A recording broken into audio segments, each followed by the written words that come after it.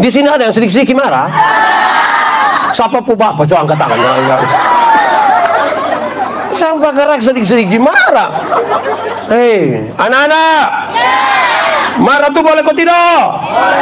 Marah boleh kok tidak? Boleh kok tidak? Boleh kok tidak? Boleh. Tapi marah tuh proporsional. Marah dia pu sifat, bukan marah dia pu orang. Ayub itu ketika dia luka dari ujung kaki sampai ujung kepala, dia pu istri datang dia begini. Apa? Masih percaya Tuhan? Kutukilah dia dan matilah. Ayub pasal 2 ayat 9-10. Ayub bilang, engkau bicara seperti perempuan gila. Apa yang kau mau terima yang baik dari Tuhan? Yang tidak baik yang kau tidak mau terima. Dalam semuanya itu Ayub menjaga mulutnya tidak berbuat dosa. Dia marah dia pu sifat, istri pu sifat yang suka mau terima yang baik saja. Tapi dia tidak marah dia pu istri pun badan.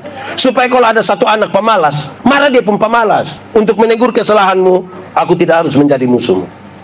Kakak, Pak Pendeta sayang kakak, makanya Pak Pendeta kesel jam pemalas supaya kalau ada orang yang pemalas datang bilang, "Shalom Pak Pendeta, lupi mana kau suka lupi muka lu berangkat." Itu marah dia pu badan. Iya, kadang-kadang kita bawa dia pu suku lai. Yang pemalas datang dia bilang, "Shalom Bapak, lu orang mana?" "Saya soe Pak." "Andi kamu soe itu begitu juga." "Lu kamu soe ini, Andi luki pun keluarga, lu mama itu juga pemalas begitu." Kenapa satu orang soe yang pemalas, kami soe semua kenapa?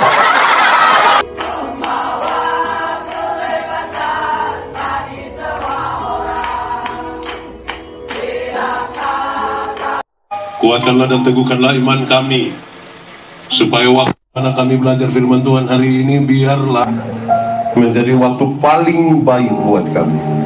Tuhan, kami mohon Tuhan jauhkan semua penggoda pencobaan, supaya hanya oleh kekuatan Roh Kudus-Mu kami semua dimampukan, bukan saja untuk mengerti firman Tuhan, tapi lebih dari itu kami dimampukan menjadi pelaku-pelaku firman-Mu. Berkati setiap hati yang disiapkan untuk pemberitaan ini. Tuhan, jauhkan semua penggoda pencobaan.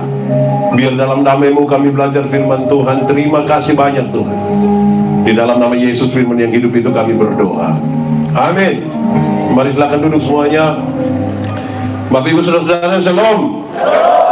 Dalam sukacita kita di malam hari ini, saudara-saudara, tema yang disampaikan kepada saya itu berkaitan dengan tema yang ada pada sinode, yaitu Roh Kudus membaharui kita sebagai keluarga Allah. Apa yang ingin dicapai itu, saudara, sesungguhnya adalah kita mesti punya ukuran-ukuran yang kelihatan juga bahwa memang kalau ini disebut keluarga Allah dan Roh Kudus membaharuinya, ya hidupnya begini. Karena itu nanti besok itu puncaknya untuk kita akan mengikuti ibadah dengan tema khusus itu dari bacaan Korintus. Malam ini saya ajak kita membaca bagian ini yang saya kira tidak asing bagi kita, untuk kita renungkan apakah memang kita sudah dibaharui oleh Roh Kudus atau belum. Galatia pasal 5 ayat 22 sampai 23. Galatia pasal 5 ayat 22 sampai 23. Yang sudah dapat katakan amin. Amin, betul. Separuh dia tidak buka Alkitab juga amin. Itu tanda dia tidak dibaharui itu. Oke. Karena hanya ada 2 ayat dan biasa sekali, mari kita baca bersama-sama 1, 2, 3. Tetapi buah roh ialah kasih, sukacita, damai sejahtera, kesabaran, kemurahan, kebaikan, kesetiaan, kelemah lembutan, penguasaan diri. Tidak ada hukum yang menentang hal-hal ini. Demikian firman Tuhan. Berbahagia setiap orang yang mendengar firman, memelihara dan melakukan dalam hidup setiap hari. Shalom. Kuat sedikit. Shalom. Saudara-saudara, hal ini memang serius untuk kita renungkan. Apakah selama ini kita bergereja sebagai keluarga Allah, atau justru karena memang kita hanya melaksanakan aktivitas rohani? Banyak orang beraktivitas rohani tapi belum tentu beribadah dan belum tentu dibaharui oleh Tuhan. Dia punya jadwal-jadwal macam pendeta Yandi itu dari pagi sampai malam, pagi sampai malam, pagi sampai malam. Jangan sampai dia sibuk buat khotbah untuk orang lain, tapi tidak sibuk khotbah bagi dirinya sendiri. Bagi orang lain dia subur sekali, tapi kemudian dia kering bagi dirinya sendiri. Beraktivitas rohani itu, saudara, belum tentu kita telah dibaharui. Kenapa? Kekristenan itu ada 3. Ada berapa? 1, beragama tapi tidak beriman. Sama-sama 1, 2, 3. Beragama tapi tidak. Orang baptis dia juga baptis, orang sidi dia juga sidi, orang nikah gereja dia juga nikah gereja. Di Ebenezer ada, yang 25 ada, FAM. Nah itu ada agama tapi belum tentu beriman.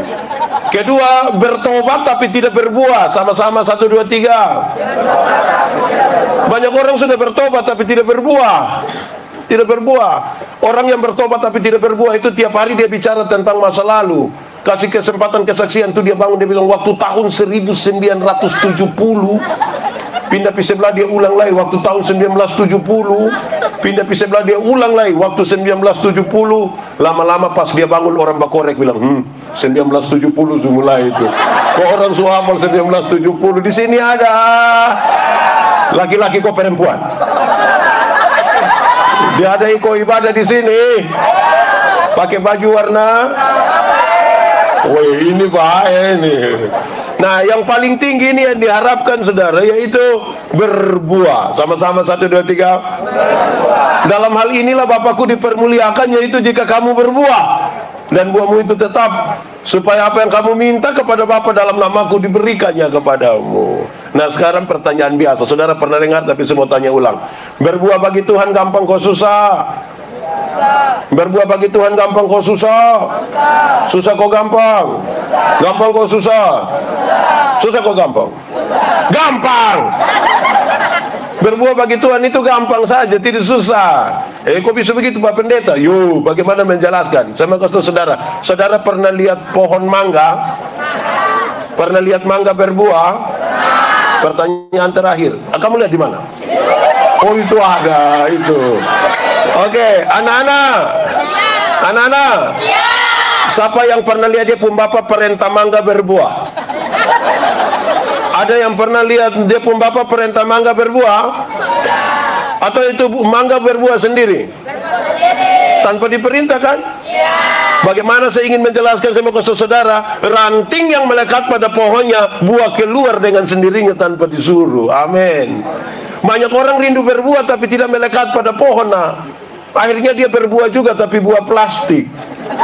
Anak-anak, pernah lihat pisang plastik? Lemon plastik? Enak? Kamu pernah makan? Jadi kalau mau berbuah harus melekat kepada pohon. Amin kok.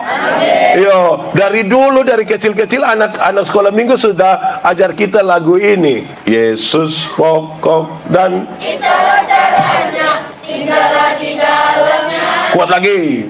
Yesus pokok dan tinggallah caranya, tinggallah di dalamnya. Sekali lagi, lebih lagi. Yesus pokok dan tinggallah caranya, tinggallah di dalamnya. Pasti apa? Pastilah kamu akan apa? Berbuah. Nah, jangan lanjut lagi.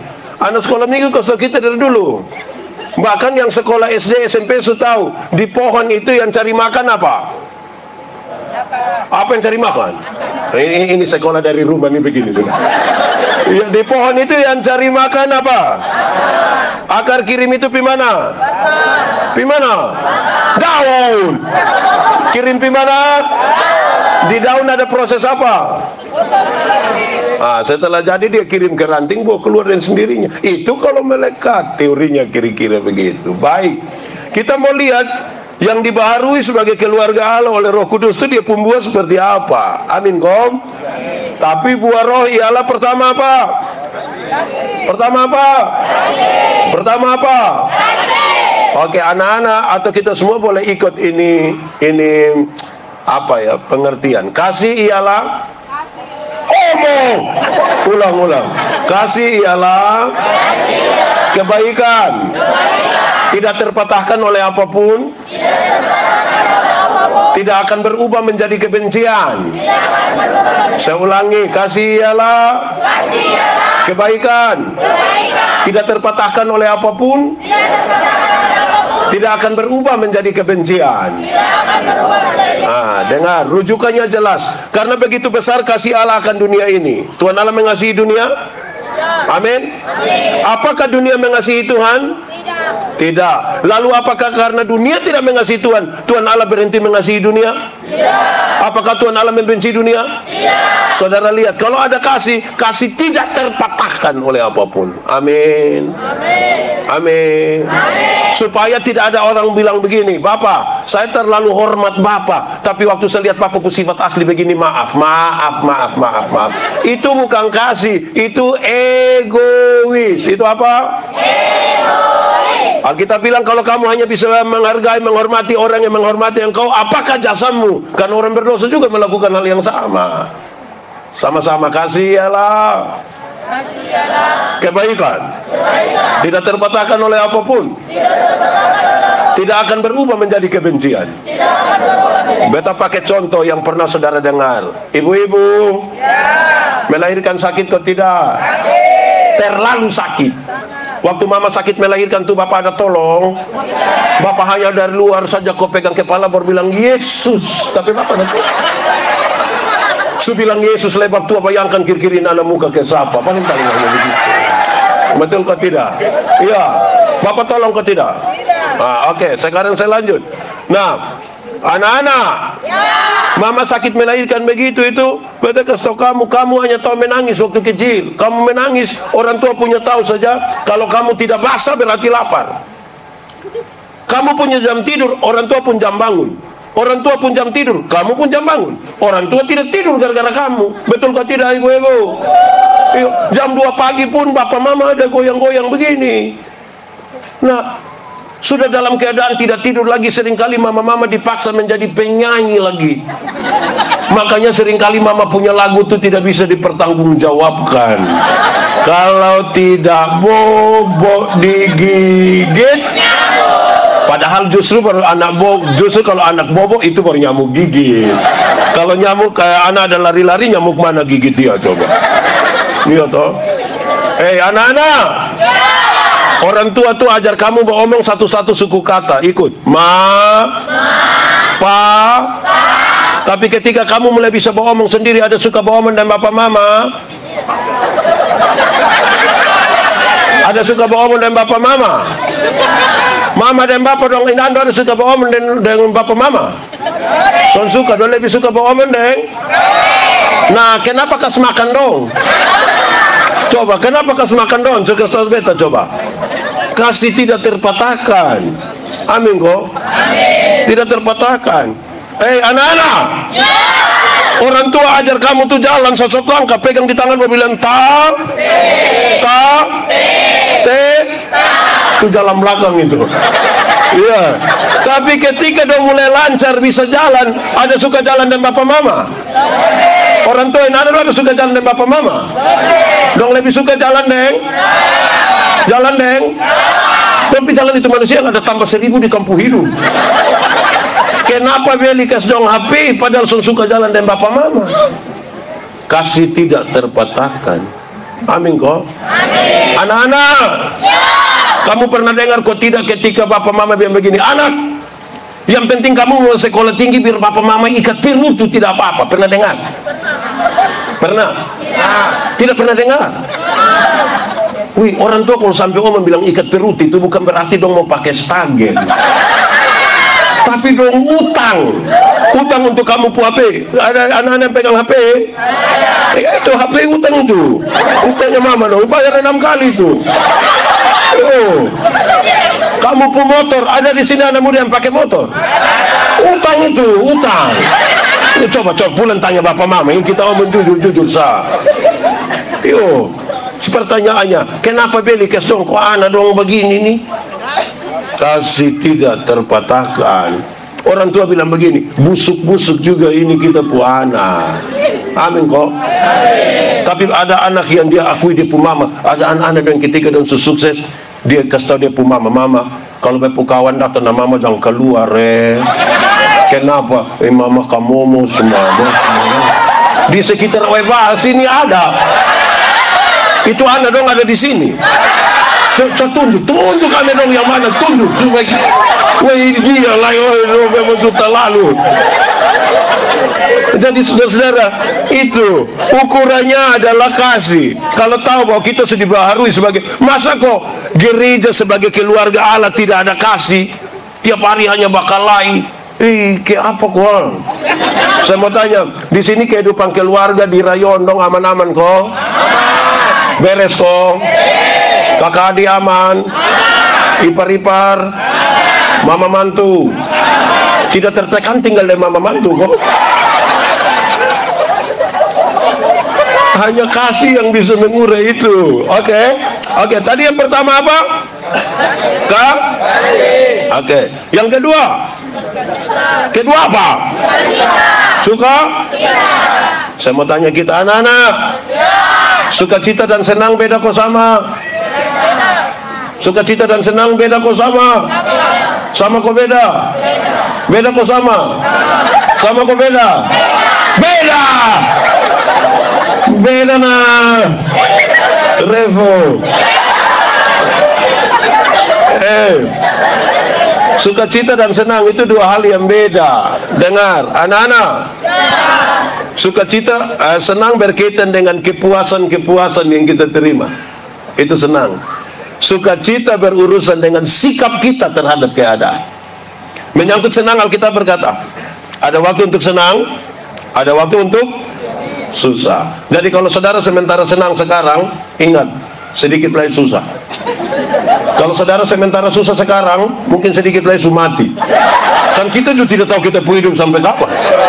Tapi menyangkut sukacita, Alkitab berkata bersukacitalah senantiasa. Baik waktu senang, baik waktu saudara, kalau senang yang saudara cari, dunia dapat berikan bagi saudara. Uang yang banyak membeli kesenangan, tapi tidak dengan sukacita. Kalau sukacita yang saudara cari hanya bisa ditemukan di dalam siapa? Di dalam siapa? Tapi masih banyak keluarga Kristen cari Tuhan untuk dapat kesenangan, bukan dapat sukacita. Kalau saudara mau senang, pilih po. Baca kawin kita pilih po, pikir apa? Kita nganga-nganga saja juga. Dicari-cari senang. Sampai sana saudara pikir senang, orang lain belanja bersaudara hanya lihat begini senang. Dong beli ini kita lihat saja, dong beli ini kita lihat. Lama-lama orang pulang bawa barang belanjaan, kita hanya bilang, Kak, foto tante dong di sini. Tante hanya pulang bawa foto, saya mau saya mau kasih tahu saudara, masih banyak orang itu cari Tuhan hanya untuk senang-senang. Bahkan ikut gereja untuk senang-senang, untuk memuaskan dia pun diri, dia pun telinga, dia pun badan, bukan untuk ikut yang seharusnya sukacita. Amin kok. Yo, saya mau kasih tahu saudara, anak-anak, senang itu bagian dari sukacita, tapi senang itu bukan sukacita. Sama ke ban itu bagian dari oto, tapi ban itu bukan oto. Supaya jangan kira pernah ban, kira itu dia sudah oto. Bukan begitu. Cari Tuhan itu cari sukacita, bukan cari kesenangan. Banyak orang suka yang senang-senang, padahal yang senang-senang itu akan berakhir. Sukacita yang sementara kita cari. Amin kok. Jadi kalau kita dibaharui sebagai keluarga Allah, Roh Kudus membaharui, sukacita kita ada. Sukacita kita ada. Dalam keadaan apapun. Saya mau tanya saudara-saudara punya masalah? Tidak usah omong. Saya lihat yang ini muka masalah semua. Masalah ialah kesenjangan antara harapan dan kenyataan. Harapan menikah umur 28, sekarang 34. Masalah kok tidak? Masalah. Harapan menikah dengan dia, ternyata dia nikah dan kita pun teman. Di situ ada. Dia jodoh sini. Waduh, sakit hati. Tapi saya mau kasih saudara, soal bukan soal, cara kita menangani soal yang biasanya jadi soal. Karena itu cari dan pastikan duluan ada sukacita di hati. Amin kok. Orang yang tidak ada sukacita tuh dia piman mana hanya patah leher. Kau bilang, hidup ini terlalu susah. Lu mati sudah kalau memang sudah terlalu susah. Kau mau hidup dia buat apa lagi kalau sudah terlalu susah? Iya. Di sini ada yang tiap hari mengeluh ada. Dia fam apa? Berkat-berkat ini Tuhan ada kasih, jangan menyangkal. Hidup tuh bersyukur sedikit. Amin kok. Oke, sudah dua. Satu tadi apa? Dua apa? Tiga? Tiga apa? Damai sejahtera itu artinya segala sesuatu yang mendatangkan kebaikan bagi umat manusia. Sama-sama 1, 2, 3. Damai sejahtera ialah Segala sesuatu yang mendatangkan kebaikan bagi umat manusia. Saya mau kasih saudara, semua yang mendatangkan kebaikan bagi umat manusia belum tentu semuanya enak dirasa, belum tentu. Contoh, pernah alami sakit gigi? Enak. Itu orang yang menyanyi lebih baik sakit gigi daripada sakit hati. Itu manusia itu dia belum pernah rasa sakit gigi. Sakit gigi itu mengerikan. Sunyut-nyut lagi, kita tidur kepala di bawah, kaki di atas lagi. Kita pusing malam tidak bisa tidur, tetangga menyanyi, kita yang tersinggung sendiri di sini nih. Sakit hati, sakit fisik, semua itu saudara. Nah sekarang saya mau tanya, siapa yang ketika dia sakit gigi, dia ambil air gula manis tinggi, terus dia kumur, terus kita tanya, kenapa sakit gigi kok terus kumur air manis? Dia bilang, biar rayu-rayu ini ulat kok, jangan bikin sakit kita. Begitu kan? Kadang-kadang untuk sebuah kesembuhan butuh pil yang pahit. Amin kok. Kadang-kadang untuk penyembuhan butuh pil yang pahit. Karena suntik tuh kayak apa kok? Di sini ada yang pernah kena suntik? Suntik apa? Vaksin. Semua vaksin. Siapapun nenek yang belum. Tidak vaksin lagi kasih tahu bilang ini ada kaitan dengan enam. Terus kasih tahu beta dia pun nenek yang mana itu? Sembarang. Itu untuk kesembuhan kadang-kadang tuh sakit, tidak baik. Ini ada satu keluarga di Amerika. Beta belum pernah di sana. Ini anak kamu kesenang yang beta sudah pernah di sana. Ini keluarga ini dong punya anak laki-laki satu umur 6 tahun. Berapa tahun? Pada saat ini anak umur 6 tahun, dorang dapat lagi satu anak. Berarti dong anak ada berapa? 2. Tapi sayang anak kedua, anak bungsu ini dia cacat. Dia pun kulit keriput dari ujung kaki sampai ujung kepala. Jadi dia terlihat sama kayak bayi-bayi, kayak kakek-kakek itu. Dokter panggil dia pun bapak mama. Dokter bilang begini, Pak, ibu, ini pada ibu pun anak, tapi saya mau kasih tahu, ini anak cacat. Dia keriput dari ujung kaki sampai ujung kepala dan ini tidak baik dilihat. Teori mengatakan dia paling-paling umur 4 tahun mati. Tapi ini dua orang tua bilang begini, bagaimanapun ini kita pun anak, mari kita lakukan yang terbaik walaupun hanya 4 tahun. Bapak lakukan dia pun yang terbaik, mama lakukan dia pun yang terbaik. Ini anak kira-kira umur 1 tahun, dia pun mama beli satu kereta dorong kecil untuk dia pun kakak. Bilang begini, Kak, pagi-pagi kamu atau kapu adik ini dorong ke kompleks perumahan ini, biar ini anak dapat udara baru, biar dapat matahari pagi. Dia punya kakak ini semangat dorong keluar. Dia pun kakak pun teman-teman, muka ke kamu di Amerika ini dong muka. Dia pun kawan dong lihat, kawan, yo, lu dorong siapa? Beta pun adik. Kita bisa lihat kok, boleh. Ini anak dong lari dari sana datang. Pas mau lihat, dong kaget. Ini anak kan keriput toh. Ini lu pun adik. Iya. Kenapa dia model begini? Kenapa? Rupa-rupanya itu kenapa tuh bikin dia pun kakak pun hati sakit, terluka sekali. Dia pun kakak marah bawain anak pi kali kering satu. Di Amerika tuh juga ada kali kering. Iya. Dia buang itu anak di itu kali kering. Bukan saja buang, dia marah. Gara-gara lu. Gara-gara lu beput teman dong ngomong gitu, gara-gara lu. Lebih baik lu mati lebih cepat. Tunggu 4 tahun bikin apa? Mati lebih cepat lebih baik. Setiap kali dia pun adik mau coba-coba paksa untuk berdiri, dia pun kakak tendang ini anak jatuh. Setiap kali mau berdiri tendang. Dia lakukan tiap hari, tiap minggu, tiap bulan, tiap tahun, tanpa diketahui oleh dia pun mama papa. Sampai satu hari ketika dong ada di sekitar meja makan mau makan, dia pun mama bilang kepada anak yang cacat ini bilang begini, Adek, nanti mama ambil makanan buat adek. Ini anak bilang, tidak usah mah. Loh, kenapa tidak usah? Pas ini anak bilang, tidak usah. Ini anak coba berdiri. Bukan saja berdiri, dia jalan menuju meja makan itu.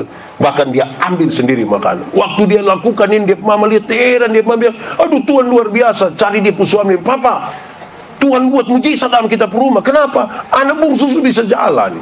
Dia bapak bilang, kasih tau tetangga dong, kita bikin syukuran. Dong kumpul, setelah keluarga tetangga dong semua kumpul, dia mama bilang begini, saudara-saudara, hari ini kami keluarga panggil saudara-saudara ada di sini karena Tuhan buat perkara dalam rumah kami.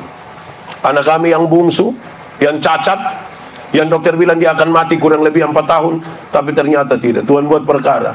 Anak kami sembuh. Sekarang dia bisa jalan. Kami tidak ada kalimat lain selain puji nama Tuhan. Setelah kalimat-kalimat itu, dia pun mama ngomong ini kalimat, dengar baik-baik. Dia mama bilang begini, Tuhan telah pakai dia pun kakak laki-laki yang penuh kasih sayang, telah mengajar dia pun adik untuk bisa berjalan. Beta ulangi, Tuhan telah pakai dia pun kakak laki-laki yang penuh kasih sayang, tiap-tiap hari mengajar adiknya untuk bisa jalan. Saya mau tanya, dia pun kakak penuh kasih sayang? Dia pun kakak juga heran itu, penuh kasih sayang. Kadang-kadang kita rasa sendiri. Kadang-kadang kita rasa Tuhan tidak adil. Kenapa Tuhan lebih berpihak pada itu orang yang kita ditinggalkan? Apakah begitu? Tidak. Tuhan tidak sementara melepaskanmu sendiri. Tidak. Tapi Tuhan sementara melatihmu untuk bisa berjalan. Amin kok? Untuk mendatangkan kebaikan itu kadang-kadang pahit juga. Saya kira lagu ini familiar. Seperti burung nasar melatih. Saudara tidak tahu ini lagu? Tidak tahu? Tidak tahu? Kalau lagu Bento, seperti burung nasar apa? Melatih anaknya untuk bisa apa? Sesekali dia lepaskan, tapi apa? Tidak pernah dibiarkan jatuh. Untuk mendatangkan kebaikan itu begitu. Amin kok? Seberapa? 1, 2, 3, 4. Kisah? Saya mau tanya, orang Weba, orang Ebenezer Weba dong, ini sabar-sabar semua. Sabar. Wih, mantap. Ini memang lah sedikit dunia kiamat di sekitar ini di sini Kau ini orang domba yang mati begini, mau apa lagi? Tapi saya mau kasih tahu anak-anak, kesabaran yang dimaksudkan dalam Alkitab bukan sekedar menunggu waktu pulang, bukan menunggu selesai waktu, bukan sekedar itu. Tapi kesabaran dalam Alkitab itu berkaitan dengan tetap untuk percaya pada Tuhan sekalipun kamu diperlakukan tidak adil. Tetap. Kalau ada nasihat bilang begini, hai anak-anak, hormatilah ayahmu dan ibumu. Kalau nasihat begitu, pada saat orang tua sudah siapkan semua yang terbaik bagi kamu, fasilitas ada, baru nasihat itu datang, gampang. Tapi konteks mereka berbeda. Anak laki-laki dijadikan budak, anak perempuan dijadikan pelacur. Dalam keadaan yang seperti ini, baru nasihat ini bilang begini, anak-anak, hormatilah ayahmu dan ibumu. Ada perlakuan yang tidak adil, tapi kamu harus tetap sabar. Itu tanda kita dibaharui oleh Roh Kudus. Kadang-kadang kita protes dengan sebuah keadaan, tapi Tuhan izinkan itu terjadi. Amin kok. Di sini bisa bersabar semua. Anak-anak. Anak-anak. Dulu di dunia ini ada satu binatang, dia pun nama ayam. Nama apa? Ayam. Itu ayam itu dibedakan atas ayam jantan dan ayam betina, bukan mai. Siapa yang bilang ayam mai itu? Ini ada dong terlalu polos sampai ke apa kok? Dulu ada satu binatang nama apa? Ayam. Dibedakan atas ayam jantan dan ayam masih mai lagi. Oke. Jadi dulu tuh hanya ada ayam, dibedakan atas ayam jantan, ayam betina. Tapi tiba-tiba muncul ayam potong. Tiba-tiba muncul ayam. Ketika ayam potong ini muncul, maka itu ayam yang tadinya hanya ayam, sekarang dia menjadi ayam kampung. Padahal dia dulu hanya karena ada ayam potong, dia menjadi ayam kampung. Akhirnya kita jadi pusing sendiri. Sebenarnya ini ayam kampung yang dipotong atau ayam potong yang di kampung. Kita juga jadi pusing sendiri. Tapi ini menunjukkan sesuatu yang menarik, saudara. Ini menunjukkan sesuatu yang menarik. Anak-anak, ada ayam kampung di rumah? Ada kok tidak? Ada? Ada? Bagi dong. Anak-anak, ayam kampung tuh kita pelihara 6 bulan, 1 tahun juga dia masih kecil. Tapi itu ayam, dia pun daging enak kok tidak? Tidak enak. Wih, kalau sampai benteng itu tidak enak, itu pas dia alergi daging ayam itu. Wih, itu kita piara 1 tahun masih kecil, tapi dia pun daging enak kok tidak? Kalau dijual mahal kok tidak? Kalau dia betina bertelur kok tidak? Ya karena itu ayam tahu proses. Beda dengan ayam potong. Pernah lihat ayam potong? Itu ayam tuh baru pelihara barang 1 bulan saja, dia mata sudah besar begini. Itu kalau lihat pakai kaca pembesar. Kalau lihat langsung juga dia begini. Tapi ini ayam mama dong pulang kok ini ikat salah di motor dari pasar, dia pun kaki patah. Anak-anak dong pergi gas-gas motor di samping kandang, besok itu ayam mati. Ayam tidak tahu proses itu, nah. Betul toh? Nah, kita nih kadang-kadang mau untuk dapat yang baik tapi berproses tidak mau. Nah, bagaimana? Saya mau tanya, Kak, besar mau jadi apa, Kak? Cita-cita? Jadi apa, kawan? Polisi? Mantap, tepuk tangan dulu. Mantap. Ingat jaga kesehatan, lari, lompat, lempar, pokoknya latihan itu. Kalau lu tidak latihan itu, nanti lu jadi polisi tidur sah. Jadi lu harus latihan, lu harus kuat begitu, berproses, jaga kesehatan. Iya mantap. Suruh rokok kok belum? Jangan. Yang di sebelah mau jadi apa? Tentara. Oke, tetap lari, lompat, lempar. Kalau tidak nanti lu tentara payung nanti kalau lu latihan itu. Jadi latihan baik bisa kok. So SD kok SMP nih. SD. Rencana SMP di mana? SMP 2 sah. Baik sudah. Pokoknya sekolah bapak ya, adik. Nah. Sebelah tentara juga. Kamu 2 saudara. Iya, semangat tadi. Bagus itu. Sebelah lain. Kak, kawan, mau jadi apa besar? Mau jadi apa? Polisi. Wih, kamu nih hanya polisi, tentara, polisi. Oh, baik sudah. Mantap ya. Besok-besok kalau sudah jadi polisi, pegang pistol, hati-hati pakai bapak jangan. Oh, jangan langgar. Dia kalau dia cita-cita jadi suami sah, dia jadi apa? Kak, besar mau jadi apa? Angkatan udara. Woi, mantap. Lu ringan. Latihan lompat tinggi bisa kok? Nah, mantap. Kak sebelah mau jadi apa? Sabandar. Sabandar atau bandar sabu? Lo mau nyambil mau jadi apa? Pembalap. Lu yakin Rosi kalah? Tidak apa-apa, cita-cita apapun boleh. Tapi kita berproses toh. Ada yang beta tanya, mau jadi apa? Dokter. Tapi kalau dengar waktu libur, dia bikin pengucapan syukur. Pas besok masuk kembaliin hari surat sakit pi. Itu dokter hewan itu tidak jadi.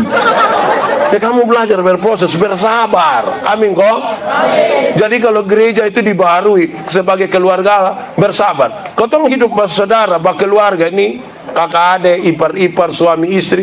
Wih, kalau satu tidak sabar terhadap yang lain, ini justru setengah mati. Amin kok. Amin. Di dunia ini ada ipar-ipar yang tukang bikin taceki. Betul kok tidak? Itu ipar dong ada di sini. Itu ipar dong ada di sini yang tukang bikin taceki itu. Wih, kalau kita soalnya sabar tuh kita bisa ceki dia. Sabar. Ada suami yang biasa kasih ceki istri juga ada. Ada kok tidak? Istri yang tukang bikin jengkel ada. Siapa pu istri coba kita. Jadi kalau kita tidak sabar itu tidak bisa. Amin kok. Itu baru omong dalam rumah tangga. Belum lagi kita di Ebenezer sebut rayon, kok lingkungan rayon. Apalagi di rayon ada teman majelis yang tukang bikin jengkel. Ada kok tidak? Di 25 siapa coba? Iya. Jadi ini butuh, kalau kita dibaharui itu butuh jaga baik-baik. Semua itu kan roh bekerja untuk itu. Kalau kita tidak jaga, kita tidak cek ke dia, minimal kita akan yang setan. Kalau semua mempersetan itu kan di titik di mana kita sudah tidak mau bergabung lagi.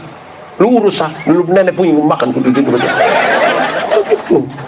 Jadi begitu. Amin kok. Amin. Kesabaran. Seberapa ya? 1, 2, 3, 4, 5. Kamu?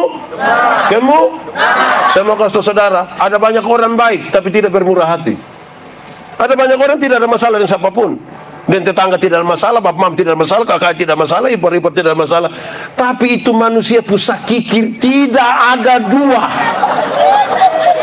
Sakikir minta, bahkan dia pun diri sendiri juga dia sekikir. Yang begitu ada di sekitar sini kok tidak? Ada. Dia pun rumah dekat dari ini tempat atau jauh? Agak dekat. Coba yang warna apa? Coba.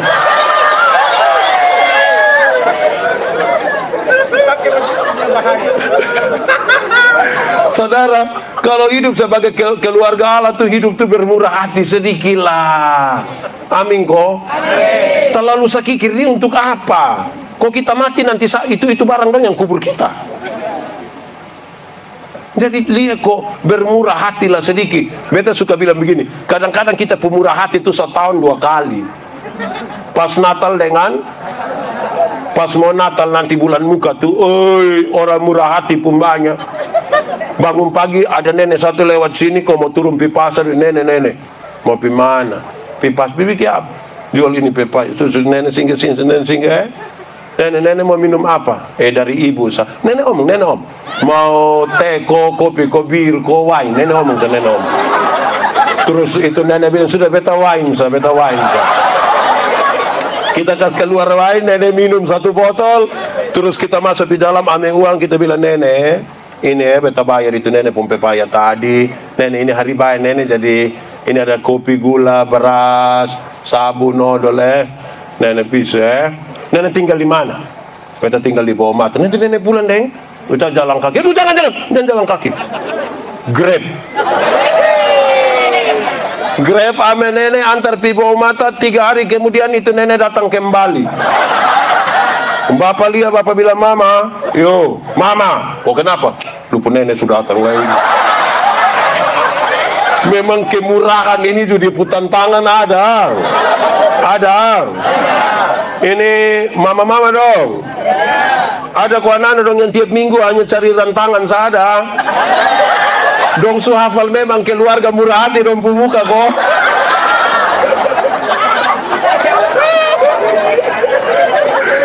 Dia ada putan tangan. Atau paling tidak saudara yang kedua, beta suka sedikit mengkritisi teman-teman muda. Bukan untuk apa-apa, kita bakal tahu yang baik toh. Biasa pas mau Natal, mau Paskah tuh dong picatat ini nenek-nenek tua dong nih penerima diakonia. Gereja jam 8 habis, jam 10 habis sudah bilang untuk para penerima diakonia supaya dapat bersabar sebentar. Yang sehat dong sepulang kasih tinggal yang tua-tua dong. Baru dong mulai panggil satu-satu, Nenek Manobe. Nenek Manobe datang sudah dalam begini sini. Terus dong mulai ambil dong pun kantong merah, isi beras, isi kopi, isi gula. Nah kan Nenek Manobe setengah mati nih. Nenek ada setengah mati nih, baru nenek kita foto dulu nenek. Anak muda, saya mau tanya dulu, kira-kira kalau antar pindah Nenek Manobe ke rumah bisa kok tidak? Bisa kok tidak? Untuk kepentingan dokumentasi kalau fotonya di rumah bisa kok tidak? Lalu kalau panggil Nenek Manobe datang ini untuk apa? Bepun nenek ada apa-apa kamu tanggung jawab? Bermurah hatilah sedikit toh. Kita nih yang kayak apa kok? Di baju begitu. Anak muda doang ada yang begitu. Foto dan Nenek Manobe juga begitu. Wih, hati-hati. Kira-kira begitu. Kemurahan kemurahanmu. Nah itu sekali lagi, kemurahan. Apa? Saudara tahu lagu ini? Kalau tahu pulang baru menyanyi, kita dengar khotbah dulu. Ini mantap ini. Oke, seberapa? 5. 1. 2. 3. 4. 5. 6. Keba? Kebaikan itu respon. Sama-sama, 1, 2, 3. Respon apa Pak Pendeta? Respon terhadap kasih karunia. Maksudnya begini ya, kalau orang memahami kasih karunia Tuhan, apalagi Tuhan Yesus berkorban bagi dia, dia yang berespon terhadap kasih karunia itu, melakukan kebaikan tanpa disuruh. Saya mau kasih contoh Anggap saja beta dengan kakak nih, kami dua sudah kenal kita dua sudah baku kenal memang kita dua sudah kenal. Terus beta dapat dia nomor HP, beta telepon dia, "Kak, sebentar malam jam 12 bisa ketemu beta di Jalan El Tari depan rumah jabatan gubernur." Dia mau kok? Kira-kira dia mau kok tidak? Tidak. Dia ada ayam satu di dia rumah, beta video rumah, kira-kira dia kasih beta itu ayam ke sonde? Sonde. Beta rubah pertanyaannya. Beta mau kasih dia oto baru 10 km, kira-kira dia mau kok tidak? Oke. Maka beta pilih ke oto 1 Pajero Sport. Harga kira-kira 700 juta toh. Beta beli habis, beta kasih dia dan cuma-cuma, "Kak, dapat sah." Waktu dia dapat yang cuma-cuma, ada perubahan perilaku dari dia ke beta kosan. Beta telepon jam 12 malam datang kosan. Beta dia rumah ada ayam satu dia kasih kosan. Kenapa kok dia tak kujubai begini? Karena dia lebih dahulu telah menerima sesuatu. Amin toh. Kalau setiap orang menanggapi dengan baik kasih karunia yang Tuhan sudah berikan bagi dia, jangan ragu untuk dia melakukan kebaikan. Keluar dengan sendirinya, karena dia bilang, "Tuhan, apalagi yang bisa beta buat? Hanya ini yang bisa beta buat, Tuhan. Tidak bisa dibandingkan dengan kemurahan yang terlalu besar dari Tuhan." Di sini ada yang tukang tingkat dan pelayanan. Yang kita hubungi dia bilang, "Oh, beta sibuk kawan, sibuk." Kayak omong sibuk tuh ke derajat tinggi memati itu ada kok. Dia ibu-ibu kok bapak-bapak. Ibu-ibu. Dia badan besar atau agak kurus sedikit. Kita lalu apa kuah? Padahal ini hanya mau itu sah. Kadang-kadang ini anak muda donjo panggil, "Kak, ibadah." Kakak ibadah. Kakak ibadah. Beta pi macam sudah main buat apa-apa. Sudah Kak ikut sah. Kok? Iya, ada apa sah? Ada kue. Kalau orang berespon dengan baik terhadap kasih karunia, kebaikan dia lakukan sebagai ungkapan syukur. Dia tidak bisa balas kebaikan Tuhan. Ini yang bisa dia lakukan. Hanya ini Tuhan persembahanku, segenap hidupku, jiwa dan ragaku.